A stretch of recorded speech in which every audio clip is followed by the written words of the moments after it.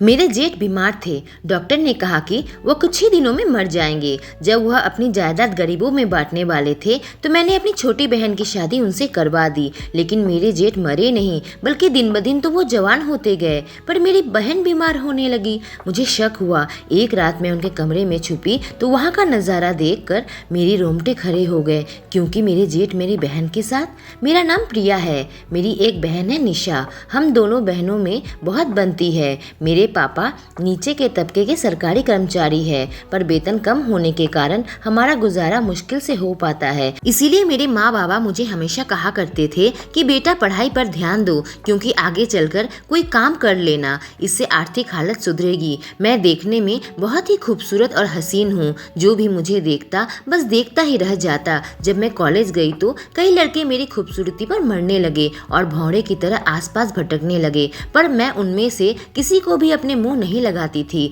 मेरा सपना था कि मैं किसी अमीर लड़के से शादी करूं। एक बार हम कॉलेज ट्रिप पर गए तो एक कॉलेज का लड़का अमन मुझ पर फिदा हो गया। वह काफी अमीर घर से था। मुझे वो भाग गया। हम दोनों में बातचीत शुरू हो गई, लेकिन जब मेरी सहेली रीना को यह बात पता चली तो उसने मुझसे कहा कि यह लड़का सही नहीं है, यह अमीर है, इसलिए कई लड़कियों के साथ इस तरह का रिश्ता रखता है। जब मैं यह बात अमन से पूछी तो उसने कहा, पैसे देखते ही लड़कियां पीछे आ जाती है, मैं क्या करूं?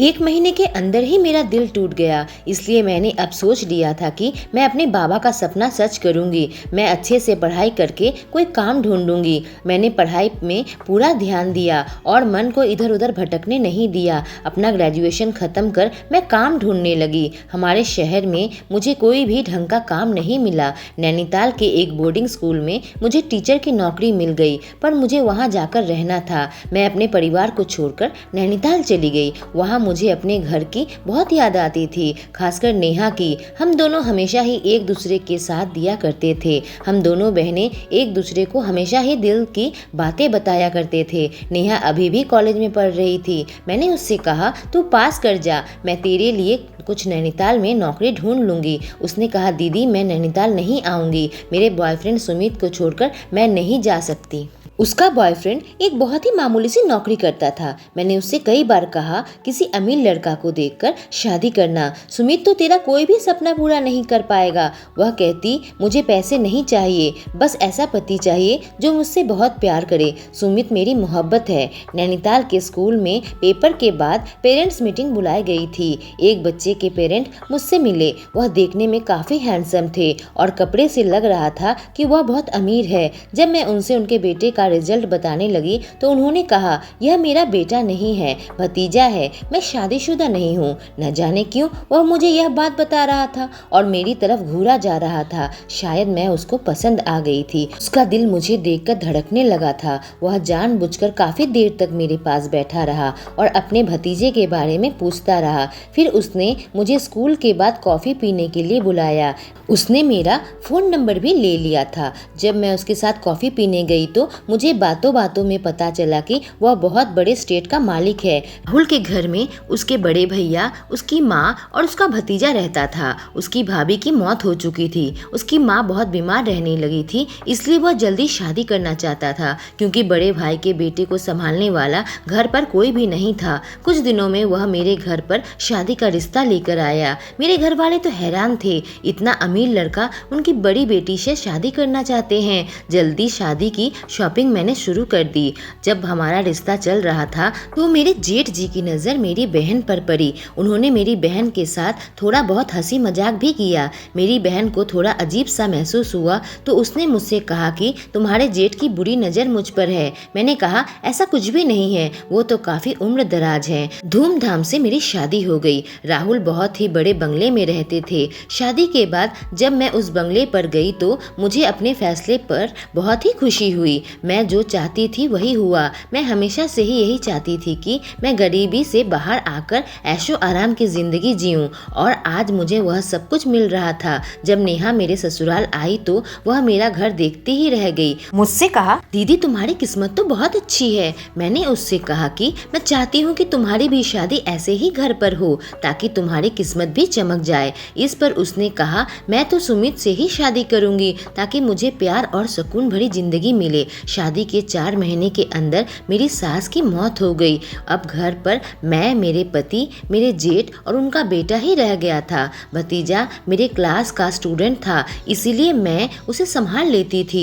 वह बहुत ही प्यारा बच्चा था। मेरी सास की मौत के अभी 2 महीने ही हुए थे कि हमें पता चला कि जेठ जी को कैंसर है। जेठ जी बड़े अस्पताल में अपना इलाज करवा रहे थे। मेरे पति ने मुझसे कहा कि भैया का कैंसर 4थी स्टेज में है और वह चंद महीनों के मेहमान हैं। कोई कह नहीं सकता कि वह कब चल बसे। मेरी जेठानी जी की मौत 4 साल पहले ही हो गई थी। मेरे जेठ जी हर रोज एक्सरसाइज किया करते थे, रोजाना जिम जाते थे, बाहर से बहुत ही हट्टे कट्टे थे। देखने से पता ही नहीं चलता था कि इतनी उम्र दराज है। मुझे यह सोचकर बहुत ही दुख हो रहा था कि उनको अंदर ही अंदर कैंसर हो रखा है और वह जल्दी ही हमें छोड़कर चले जाएंगे। मेरे जेठ जी मेरा बहुत ध्यान रखा करते थे और हमेशा हंसी मजाक किया करते थे। मेरे पति ने कहा कि भैया दूसरे देश में इसका ट्रीटमेंट करवाते हैं, पर वह अपना ट्रीटमेंट नहीं करवाना चाहते थे क्योंकि डॉक्टर ने उन्हें जवाब दे दिया था। एक दिन मेरे जेठ जी ने घर पर वकील को बुलाया। वह चाहते थे कि उनके मरने के बाद उनकी सारी स्टेट वहाँ के काम करने वाले मजदूरों में बांट दिया जाए। उनके पास चाय की स्टेट और फैक्ट्रियाँ थी। यह सुनकर ही मैं चौंक गई। बस वह अपना बंगला ही अपने भाई के नाम कर रहे थे और थोड़ी जायदाद अपने बेटे के नाम। उन्होंने कहा, यह मेरा सौतेला भाई है, इसलिए मैं चाहता हूँ कि मेरी जायदाद गरीबों को मिले। मैं और मेरे पति इस बात से बहुत परेशान हो गए। अगर उनकी जायदाद गरीबों में बढ़ जाएगी तो हमारे पास कुछ भी नहीं बचेगा।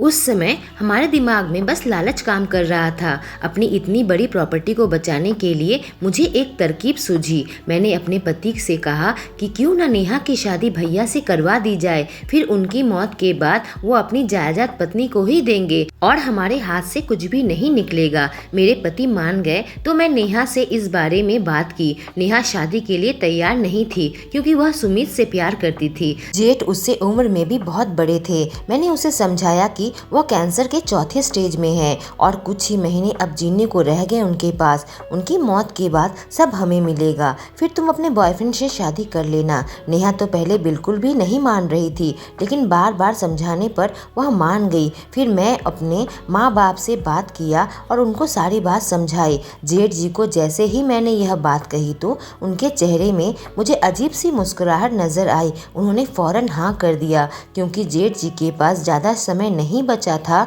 हमने जल्द से जल्द दोनों की शादी करवा दी। अब हमारे भतीजे को नेहा ही संभाल लिया करती थी। नेहा पहले तो बहुत ही उदास नजर आती थी और मुरझाई हुई नजर आती थी क्योंकि उसने यह शादी अपनी मर्जी के खिलाफ की थी। लेकिन जब मैंने उसे समझाया कि बस कुछ महीने सब्र कर लो तो उसने थोड़ी राहत की सांस ली। मेरे जेठ जी आजकल बहुत खुश नजर आते थे। वह अपना सारा वक्त नेहा के साथ ही गुजारा करते थे।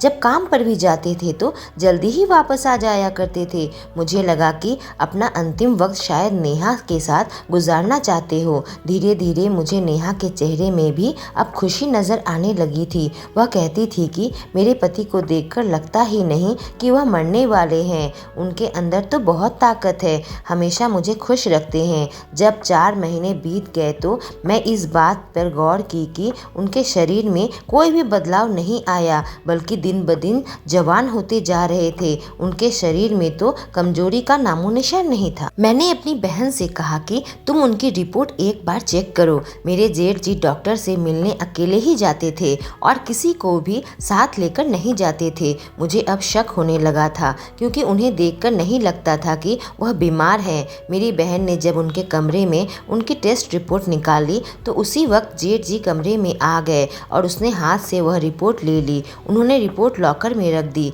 मेरी बहन उसे देख नहीं पाई, लेकिन मेरी बहन से वह बहुत प्यार से पेश आए। मेरे पति जेठ जी से अब खफा खफा रहने लगे थे। आजकल मेरे पति बहुत ज़्यादा उखड़े से रहते थे।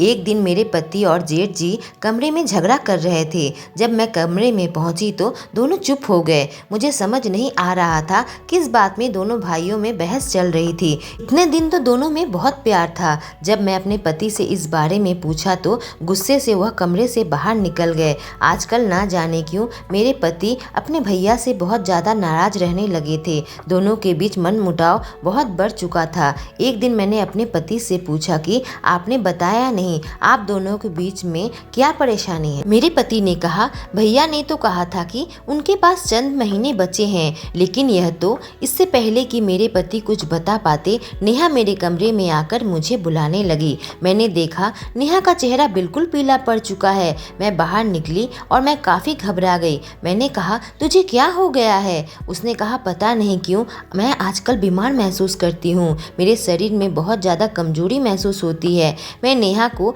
खाना बनाकर खिलाया और कहा, तू आराम से अपने कमरे में जाकर सो जा और बिल्कुल घबरा मत।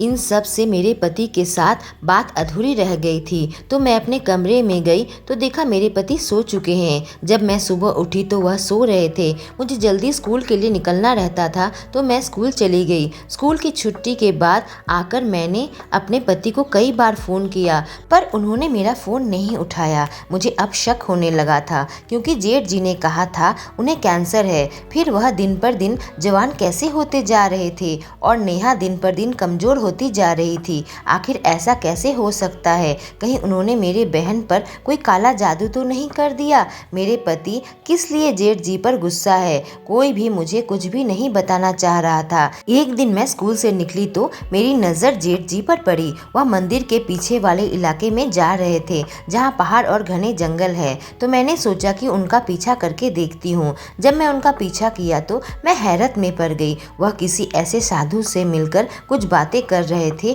जो काले कपड़े पहने हुए थे। यह लोग कौन हो सकते हैं? कहीं कोई तांत्रिक तो नहीं? मेरे दिल जोरों से धड़कने लगा। मुझे लगा यहाँ रुकना ठीक नहीं होगा।